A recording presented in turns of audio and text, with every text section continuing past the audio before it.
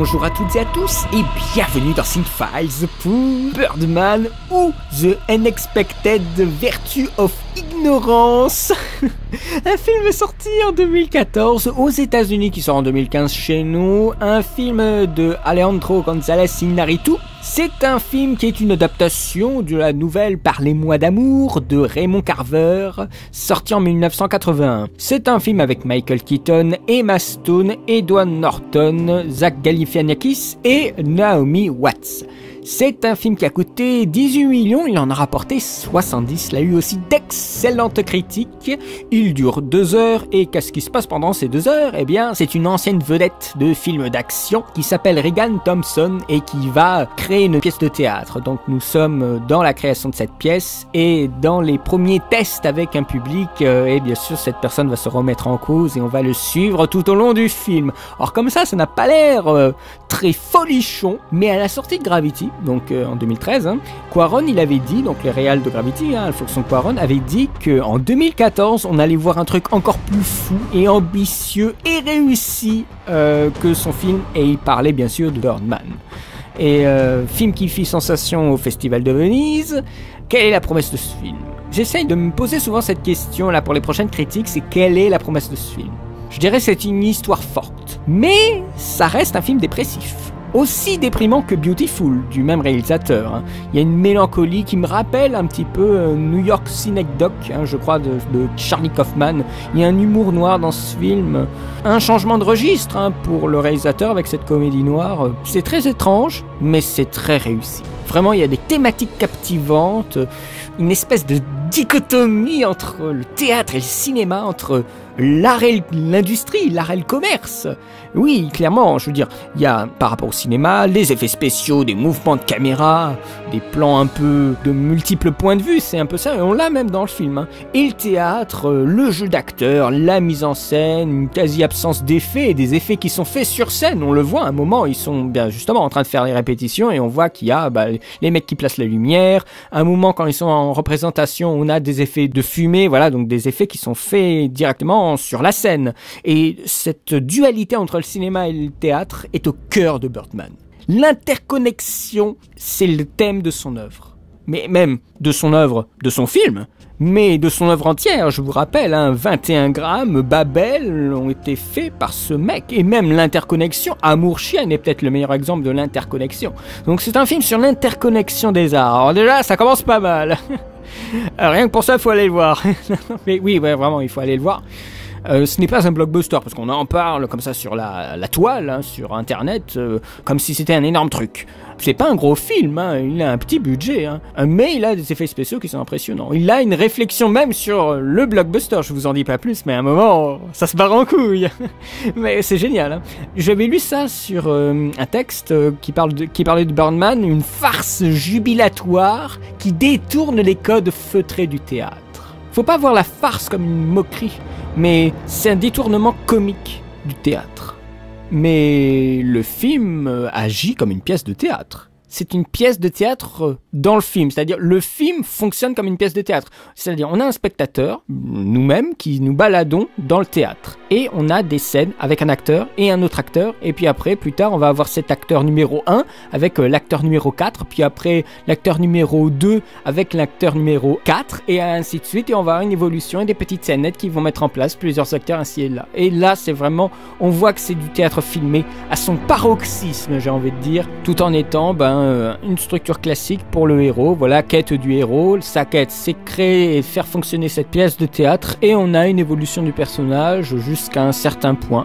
C'est super ambitieux ce qu'il a essayé de faire, c'est-à-dire il a créé le film comme une pièce de théâtre avec des scénettes, des actes et tout ça, et après il l'a filmé d'une façon qui est complètement originale et complètement du coup cinématographique et contemporaine. C'est pour ça que c'est un film un peu métaphorique. On parle souvent de film méta.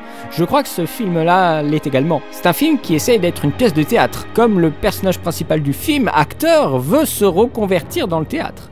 C'est une mise en abîme, alors ça tout le monde le dit et je suis d'accord, hein. C'est une mise en abîme de la carrière de Michael Keaton, hein, qui a joué Batman et Beetlejuice, et ici il joue un personnage, Regan Thompson, qui avait joué un personnage Birdman. Alors bien sûr Birdman, Batman c'est assez facile, donc c'est une mise en abîme de la carrière de Keaton, mais c'est une mise en abîme tout court, avec des gens qui incarnent des gens qui jouent des gens. Keaton joue un has-been et lui-même était l'acteur idéal pour incarner ce has-been ravagé par le doute. En incarnant Batman pour Tim Burton, il y a une vingtaine d'années, avec un succès planétaire, il y a une réflexivité avec le réel. Je ne sais pas si ce mot existe, réflexivité. On devrait l'inventer, mais oui, c'est le retour de la décennie. Ça, c'est incroyable. Quel retour de Michael Keaton avec ce film. Il est très bon dans ce film, et les différents rôles dans Birdman sont une mise en abîme de l'acteur général, l'égocentrisme, la toxicomanie, la notion de prestige, de vouloir exister auprès des autres, auprès des critiques. Et au final, tout ça ne sert à rien. On est tous les mêmes, on est tous fous, on est tous morts, et c'est pour ça que vers la fin du film, il y a Regan qui dit devant le public I don't exist, je n'existe pas. Ça, c'est tellement une phrase qui est forte parce que l'acteur lui-même dit qu'il n'existe pas parce qu'il n'existe qu'à travers différents rôles que les gens reconnaissent. Ah, lui, c'est celui qui a joué Batman. Ah, c'est celui qui a joué dans la série truc. Et l'acteur lui-même n'existe pas parce qu'il est aliéné par tous ces rôles dont il s'imprègne fortement pendant des années et des années. Donc, à la fin, a-t-il vraiment une personnalité? Ça montre aussi que le Regan Thompson, au bout d'un moment, comprend ce qu'il est et ce qu'il vaut. Parce que pendant tout le film, on le montre vraiment comme un fou, hein. Et Inaritu, le réalisateur, nous invite à partager ses hallucinations en nous donnant toujours des petites clés pour faire la part du vrai et du faux. Et même dans certaines scènes assez ambiguës, par exemple, à un moment, il y a l'acteur principal de la pièce qui est victime d'un accident que Thompson est persuadé d'avoir provoqué. Et là, ça amène à un rapport conflictuel entre l'acteur et la réalité, soutenu par Birdman, donc le personnage qu'il avait incarné, qui apparaît des fois dans certaines scènes, ou qui apparaît au son et qui chuchote à l'oreille de Regan comme un Jiminy Cricket maléfique. Ouais, un Jiminy Cricket maléfique. Absolumineusement, c'est exactement ça. Michael Keaton est incroyable.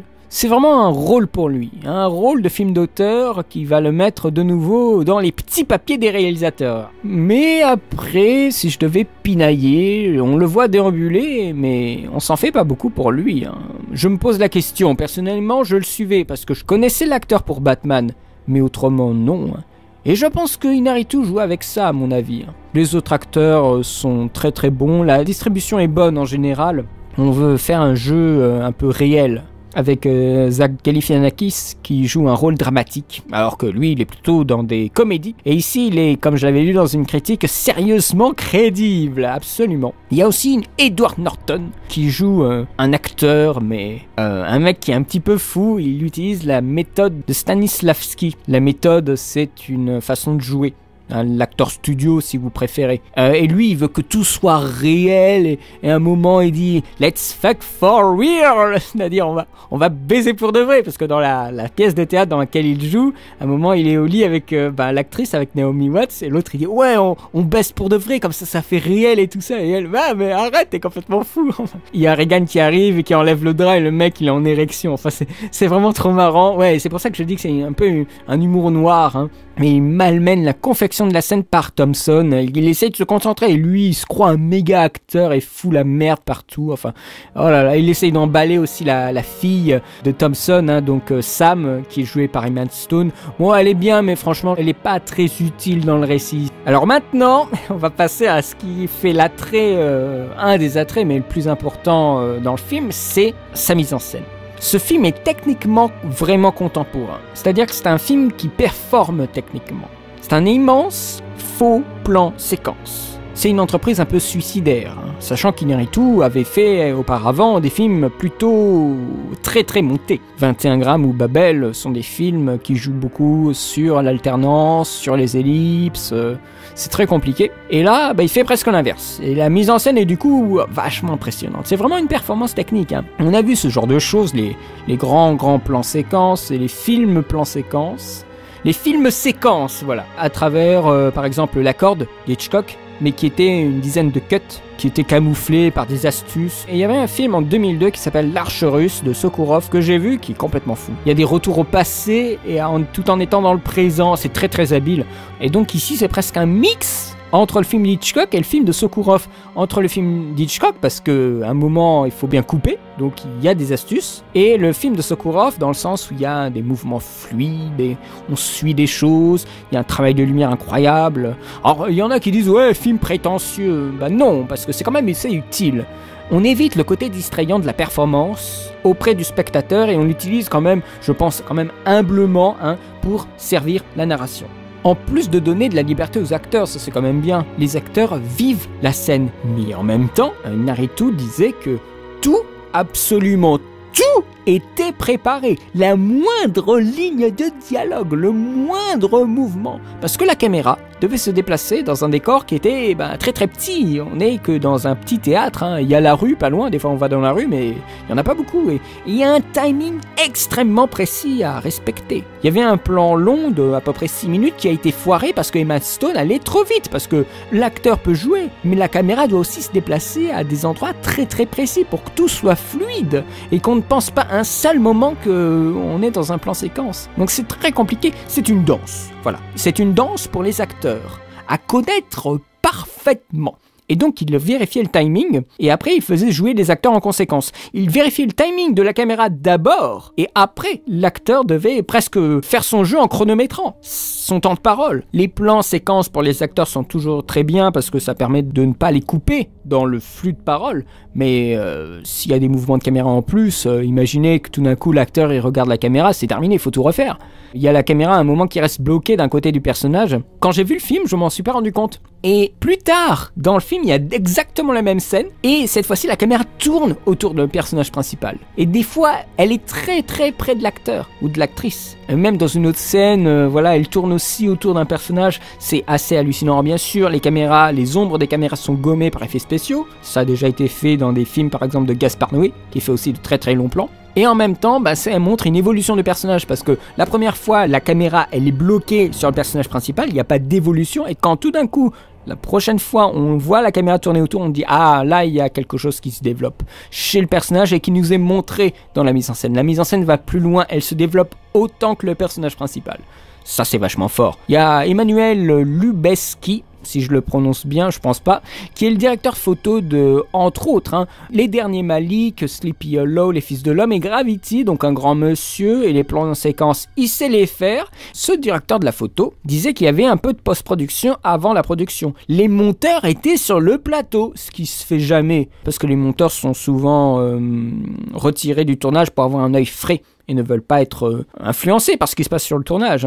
Et les monteurs discutaient avec l'équipe pour définir les points de coupe, exactement comme le film d'Hitchcock. Le lieu même est modifié pour faciliter le mouvement des steadicamers. Les escaliers, à ce que j'ai lu, les escaliers étaient modifiés pour les steadicamers. Alors vous allez me dire dans tout ça, comment on fait pour montrer le temps qui passe? Parce que il n'y a pas juste 2 heures qui se passent dans le film, c'est plusieurs jours. Eh bien ils font des transitions, avec des déambulations dans le couloir, une augmentation de la musique, ce qui permet d'accélérer le temps, tout en étant dans le même mouvement. Le plan ne s'accélère pas, mais étant donné qu'on n'a plus aucun acteur et qu'on a un changement d'environnement sonore, eh bien on peut penser qu'il y a une évolution. Et c'est le cas, qu'il y a un changement. Après, il y a des choses très élaborées pour toujours montrer cette idée d'ellipse et de transition tout en étant dans le plan séquence. C'est ça qui est vachement fort. On a un moment des gens qui sont au perché sur les plateformes qui sont au-dessus de la pièce de théâtre. Et puis tout d'un coup, la caméra descend. Et on voit ces mêmes personnes qui étaient avant au perché jouer sur scène. Donc il y a eu une ellipse. Mais encore une fois, c'est des mouvements longs, lents, qui nous montrent une évolution dans le décor. Et ça, c'est très bien joué. Amusez-vous quand vous verrez le film, ou si vous l'avez vu, à voir les nombres de transitions pour accélérer le temps. Alors pour Richard Brody, qui est un critique pour le New Yorker, ce film était un peu godardien. C'est-à-dire, comme ils disent souvent, le naturalisme moderne, sans geste excentrique, une précision formaliste. Je crois qu'on peut définir ce film avec ces mots-là, une précision formaliste. Je veux dire, il y a quand même des délires, là on voit bien qu'il y a des effets spéciaux. Il Il y a beaucoup de miroirs dans le film et on ne voit pas la caméra. Donc il y a beaucoup d'effets spéciaux mais qui ne se voient pas. Il y a des transitions qui sont assez évidentes en numérique, je ne vous dis pas lesquelles, vous les verrez. Enfin vous les verrez, vous les sentirez. Et il y a du découpage de plans et on joue après sur le multiplane. Ça se voit 2 fois. On voit que le film a appris du passé et qu'il ne renie pas ses références. Il y a une énorme référence pour une scène poétique, c'est à la fin du film. Une scène formidable. Enfin moi j'ai voyagé dans cette scène, c'est incroyable. Le film est poétique mais il y a une scène de fin qui est formidable. Ça m'a tellement fait penser au début de 8,5. C'est un film de Fellini, c'est magnifique. En plus sur une musique classique, c'est très très beau. Alors généralement, et en opposition à ce morceau de musique classique, il y a un peu de la batterie jazz dans le film avec des cymbales et tout ça. À défaut de recourir au montage classique pour moduler le film, eh bien de même que pour la musique, Inarritu a fait appel à un batteur pour donner la cadence, comme j'avais lu, la cadence des états émotionnels de Regan. Je suis bien d'accord puisque le film est quand même concentré sur son délire intérieur et donc il y a aussi un changement visuel et sonore qui correspond à l'état émotionnel de ce personnage. Pour conclure, c'est un film à Oscar, on le sent, et il a eu plein de nominations qui sont à mon avis justifiées. Anthony Lane du New Yorker, donc encore un autre du New Yorker, rejeta la suggestion du film. Comme quoi les critiques détruisent les films, puisque dans le film il y a une critique qui dit « Je vais démolir votre pièce », alors qu'elle ne l'a pas vu. Pour certains, Birdman n'est pas le grand film espéré, vampirisé par son auteur, il souffre du manque d'ambition narrative. Alors pourtant, je trouve ça plutôt ambitieux d'avoir une intrigue assez simple et pourtant une mise en scène incroyable. Je laisse les interprétations un peu de côté, c'est pas à mon sens le but de cette critique. Je préfère pour la critique rester un peu plus près du film.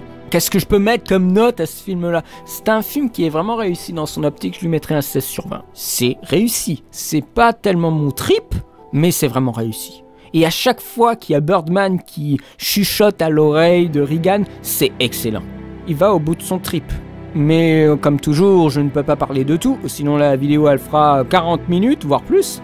Donc j'espère que cette approche incomplète mais qui vous permet de cerner un peu le film vous aidera peut-être à vous porter jusqu'en salle de cinéma. Et quant à moi, eh bien, je vais repiler pour la nouvelle partie de la FAQ. Et puis après, on va repartir un peu avec les Disney et d'autres choses, bien entendu. Je vous remercie encore pour vos retours, pour vous être abonnés. À très très bientôt pour de nouvelles vidéos. Allez, salut!